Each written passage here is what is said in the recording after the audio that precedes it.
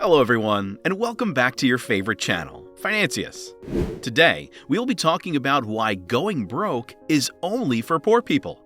Before I start the video, don't forget to like and subscribe to my channel to remain updated.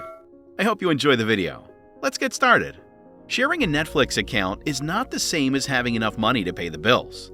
There is a big difference between not being able to pay your bills and not being able to order a pizza or hang out with your friends. And there's a big difference between not having any money and being short on cash. When people who are broke call themselves poor, they try to hide how different they are from others. That's not a small worry.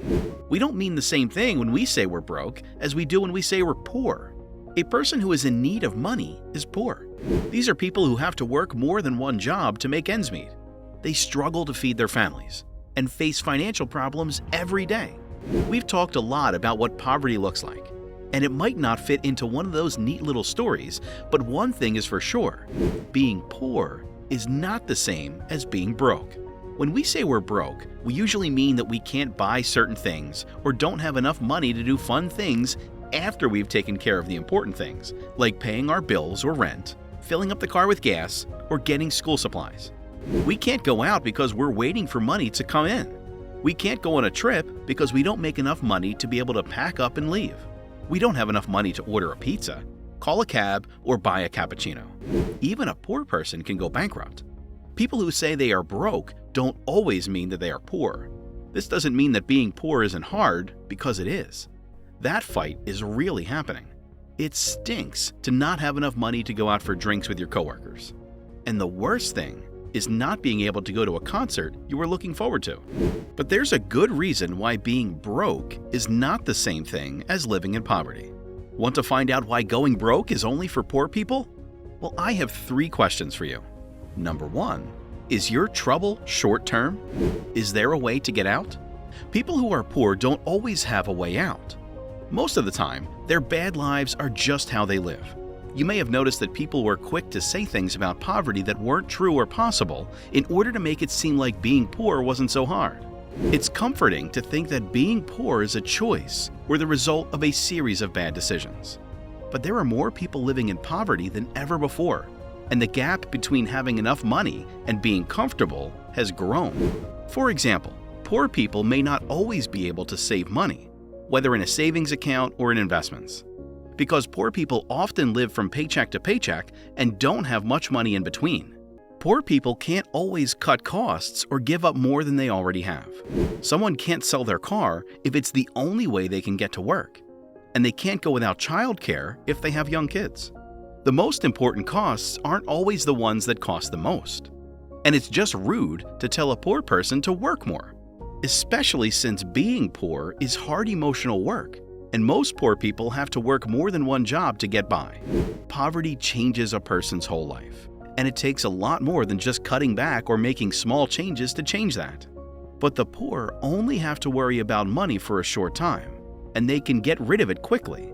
How a job can change things. You cannot eventually become millionaires or have a lot of money to throw around because of any of these things. But they do help you make money go further and get by. That's an important difference between broke and poor. For a person who is broken, it is much easier and more likely to get out of temporary trouble if they know there's a light at the end of the tunnel. Someone who is down on their luck but is confident they will get back on their feet soon is more likely to be able to get out of financial insecurity, because it's not a way of life, but a temporary phase. And most of us have to go through it. Most of us in college don't have enough money to buy pizza, go to Starbucks, or sing karaoke with our friends. Most of us move into bad apartments or work 3 different jobs until we figure out what we want to do with our lives. This is not what poverty looks like, and getting out of it takes more than a new job or a new budget. That's because poverty is caused by the way society is set up, while being broke is just a temporary problem. Number 2, does your current situation show what kind of person you are? Some broke students' lives outside of school are very different from what they do in school. Some people use being broke as a break on their way to getting rich, or as a break from their family's money.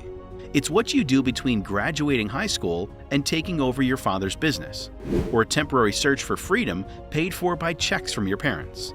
There's also a big difference between being broke and being poor. Because being poor isn't about how unstable someone's daily finances are when they don't have enough money. When you're poor, you have to work hard every day, week and month to make ends meet, stay alive, and do well. This is usually the same from one year to the next and from one stage of your life to the next. Number 3. Have you set up a safety net? When you're poor and broke, there's no easy way out. There is no well-known way to deal with not having enough money. There's no safety net either. There's no safety net for people who are poor. Every loss of money is a long-term loss, and people must deal with hard times with the few resources they have right now. People from low-income families who aren't as affected by financial insecurity have an easy way out of being broke: a safety net. There are many different ways to make a safety net. It could be a stash of cash, a group of people who can help, or even missed opportunities. Even if it's not your dream job, it could be working for your parents or another family member. It could be money to help you get by while you follow your dreams. Or it could be a place to live while you're out of work that someone else pays for.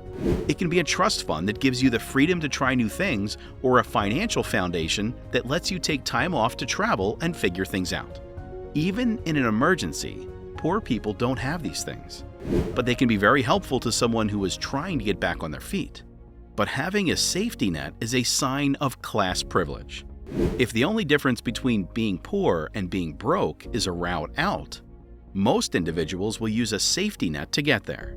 Being broke is only for the poor, because they need yet to come out of their little shell and plan.